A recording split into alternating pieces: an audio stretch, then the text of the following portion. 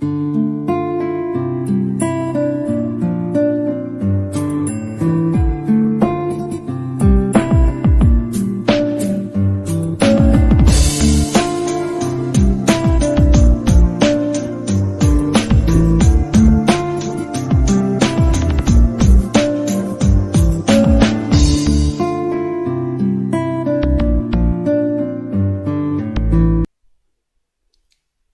friends, I am Dr. Umesh Bansod from the Department of English, J.M. Patel College, Bhandara, Maharashtra. Today we will discuss Robinson Crusoe, one of the most celebrated novels of the 18th century by Daniel Defoe. Daniel Defoe द्वारा लिखित जो सबसे चर्चित novel 18th century का समझा जाता है, उस रॉबिन्सन क्रूसो इस नॉवेल के बारे में आज हम जानकारी हासिल करने की कोशिश करेंगे. Today we shall discuss characters in Robinson Crusoe. Robinson Crusoe इस नॉवेल में कौन कौन से कैरेक्टर्स है, उन कैरेक्टर्स को आज हम जानने की कोशिश करेंगे. साथ ही डैनियल डेफो के कंट्रीब्यूशन को भी हम समझने का प्रयास करेंगे. Robinson Crusoe is a novel by Daniel Dafoe. Daniel Dafoe का जन्म 1659 में हुआ और 1739 को उनकी मृत्यु हुई. एंड ऑन 25 अप्रैल 1719, 25 अप्रैल 1719 को रॉबिन्सन क्रूसो ये नॉवेल डैनियल डेफो द्वारा प्रकाशित किया गया था. इंग्लिश लैंग्वेज में लिखे गए पहले नॉवेल के रूप में रॉबिन्सन क्रूसो इस नॉवेल को जाना जाता है. कुछ लोग इसे हकीकत मानते हैं, कुछ इसे इमेजिनेशन मानते हैं, पर इस नॉवेल की कामयाबी इतनी ज़्यादा थी कि लोगों ने रॉबिन्सन क्रूसो की सच्चाइयों को ढूंढने का प्रयास शुरू कर दिया था. This first edition created the works fictional protagonist. Fiction के पहले प्रोटोगोनिस्ट, पहले हीरो के रूप में रॉबिन्सन क्रूसो को इस नॉवेल ने स्थापित कर दिया. Robinson Crusoe as its author leading many readers to believe. as a reader बहुत सारे दर्शक इस बात के ऊपर विश्वास करते हैं कि रॉबिन्सन क्रूसो जैसा कोई चरित्र अस्तित्व में रहा होगा, और लोगों ने फिर रॉबिन्सन क्रूसो के बारे में बहुत सारी चीज़ें जानने की कोशिश भी शुरू कर दी थी. जिन अलग अलग कैरेक्टर्स के बारे में यहाँ जिक्र होता है, उसमें सबसे प्रोमिनेंट और इम्पॉर्टेंट कैरेक्टर है रॉबिन्सन क्रूसो का. डैनियल डेफो के पूरे नॉवेल को समझने से पहले हम कैरेक्टर को समझ लेते हैं, ताकि कहानियों की कड़ियों को फिर आपस में इकट्ठा बेहतर तरीके से जोड़ा जाए. Robinson Crusoe is the main character of the story. He is rebellious youth with an strange need to travel. एक बगावती किस्म के युवक के रूप में रॉबिन्सन क्रूसो का यहाँ पर कैरेक्टर हमें देखने को मिलता है, और एक अजीब सी सनक रॉबिन्सन क्रूसो के मन में है घूमने की. Because of this need he brings misfortune on himself and he is left to look after for himself in primitive land. और अपनी इसी सनक के कारण रॉबिन्सन क्रूसो के साथ एक दुर्घटना हो जाती है. फिर अपने आप को एक अजीब सी जगह पर वो पाते हैं और वहाँ पर उन्हें कई साल गुजारने पड़ते हैं. The novel essentially records his mental and spiritual development as a result of isolation.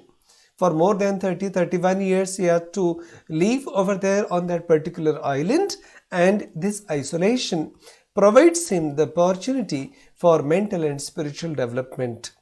मानसिक और आध्यात्मिक तरह से सोचने के लिए एक बहुत बड़ा मौका रॉबिन्सन क्रूसो को इस आइसोलेशन में, इस तन्हाई में मिलता है इस आइलैंड पर. And he is contradictory character. At the same time he is particularly clever and immature authority. होशियार भी है, जीने की कला भी वहाँ विकसित करने का प्रयास रॉबिन्सन क्रूसो करता है.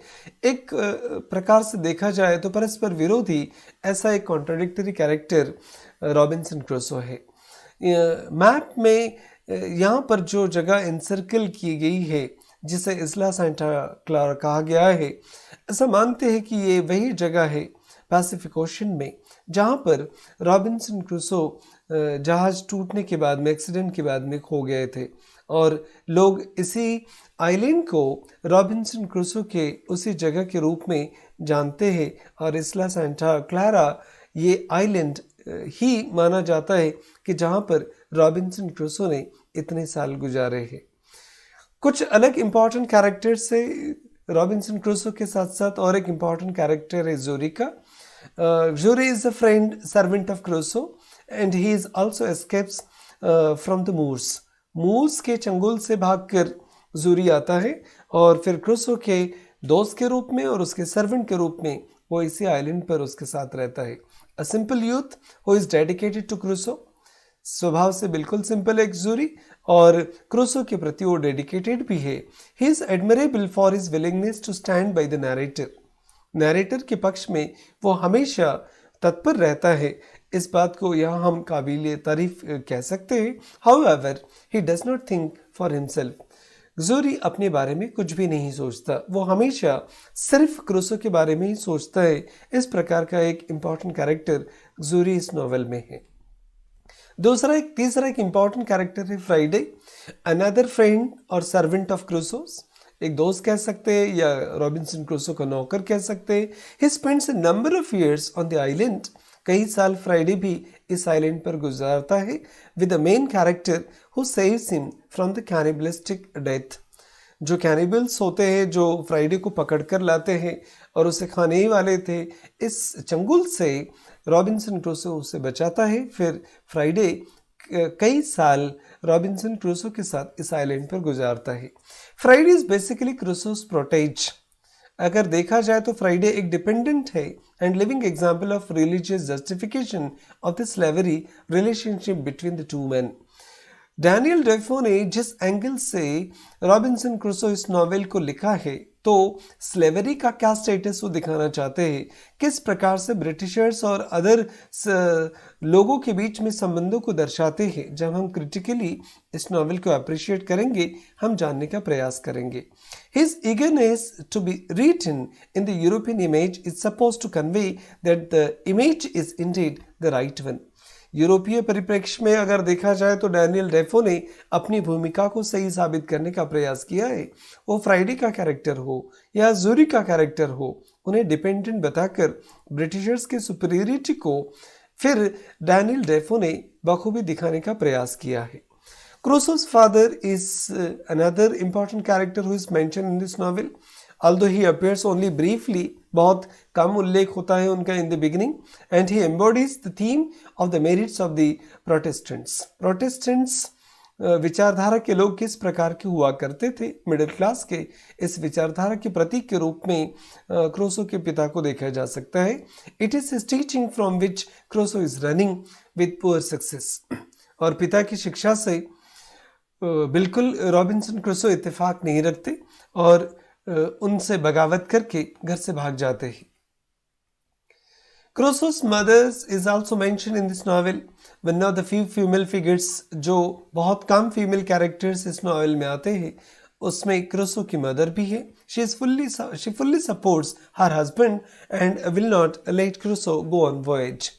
सफर पर रॉबिन्सन क्रूसो जाना चाहते हैं पर पिता का भी विरोध है और माँ भी उसमें शामिल हो जाती है। माँ भी क्रूसो के सफर पर विरोध जताती है। पोर्चुगीज सी कैप्टन एक इम्पॉर्टेंट कैरेक्टर है, one of the kindest figure in the book. इस किताब में जो बहुत दयालु कैरेक्टर्स है उसमें पोर्चुगीज कैप्टन का भी उल्लेख होता है। He is an honest man, ईमानदार व्यक्ति है। वो embodies all the Christian ideals, सभी क्रिश्चियंस आदर्शों का वो पालन करता है। And everyone is supposed to admire him for his extreme generosity to the narrator. Narrator के प्रति जिस प्रकार की उदारता पोर्तुगीज कैप्टन दिखाता है तो सभी लोग इसकी प्रशंसा करते हैं। He is almost takes the place of the Crusoe's father. ऐसा प्रतीत होता है कि इस नॉवेल में जिस आइलैंड पर रॉबिन्सन क्रूसो कई साल गुजारते हैं, ऐसे इसमें वो क्रूसो के पिता के रूप में ही अपने आप को दिखाने का प्रयास करते हैं। मोरिश पैट्रॉन है, क्रूसो स्लेव है, क्रूसो के गुलाम के मास्टर्स है, and he allows for the role of reversal of white men as the slaves. And he apparently is not too swift, however, in that he basically hands Crusoe an escape opportunity. Moorish patron एक important character है जो एक island से, Brazil के island से मोरिश patron जो है ये रॉबिन्सन क्रूसो को पलायन करने का एक मौका प्रदान करते हैं। इस लिहाज से क्रूसो जो स्लेव मास्टर है उसमें से मोरिश पैट्रॉन का एक कैरेक्टर भी इम्पॉर्टेंट कैरेक्टर है। कैप्चर्ड सी कैप्टन भी एक इम्पॉर्टेंट है। He is an ideal soldier and the connection between civilized European and savage white men and Crusoe's support of the fight reveals that the narrator no longer has purely religious motivations. Captured sea captain भी यहाँ पर मिलता है, जैसे कैद कर लिया जाता है। फिर रॉबिन्सन क्रूसो और उसके बीच में जो दरमियान संबंध है वो फिर यूरोपियन और सैवेज वाइट मैन के बीच में जिस प्रकार के संबंध है उसे दर्शाने का यहाँ पर प्रयास किया गया है। विडो का एक कैरेक्टर है। She is goodness personified and keeps Crusoe's money save for him and she is in the some way और foil to his mother who does not support him at all. एक widow का character उसकी माँ की भी याद Robinson Crusoe के यहाँ पर दिलाते हैं। कुछ सैवेजेस है, the cannibals from the across the way, कुछ कैनिबल्स आदमखोर वहाँ पर आते हैं आइलैंड पर, and they represent the threat to Crusoe's religious and moral convictions as well as his safety. Crusoe की सुरक्षा को, उसके धार्मिक विचारों को और मॉरल कन्विक्शंस को इन कैनिबल से खतरा है and he must conquer them before returning to his own world. और अपनी दुनिया में वापस जाने के पहले इन सारे कैनिबल्स को, आदमखोर लोगों को वो जीतना चाहते हैं। निग्रोस का उल्लेख भी यहाँ पर होता है। They help Xury and Crusoe when they land on their island and exist in the stark contrast to the savages. और जब ज्यूरी और क्रूसो एक आइलैंड पर पहुँचते हैं तो ये निग्रो उन्हें वहाँ पर मदद करते हैं। डिसलॉयल क्रू मेंबर्स भी इसमें, they are an example of the white man who do not heed God and they are white savages. कुछ लोग ऐसे हैं जो जहाज पर बगावत करते हैं और भगवान पर विश्वास भी नहीं करते और वाइट सैवेजेस के रूप में इन्हें यहाँ पर दिखाने का प्रयास किया गया है। तो ये बहुत सारे कैरेक्टर्स है जो नॉवेल में हम जब मेन स्टोरी को डिस्कस करेंगे, इन सारे कैरेक्टर्स को समझने के बाद में हम कहानी को बखूबी समझ सकते हैं। उम्मीद करते हैं कि ये अलग अलग कैरेक्टर्स आपको स्टोरी को समझने में आसानी प्रदान करेंगे। Thank you very much.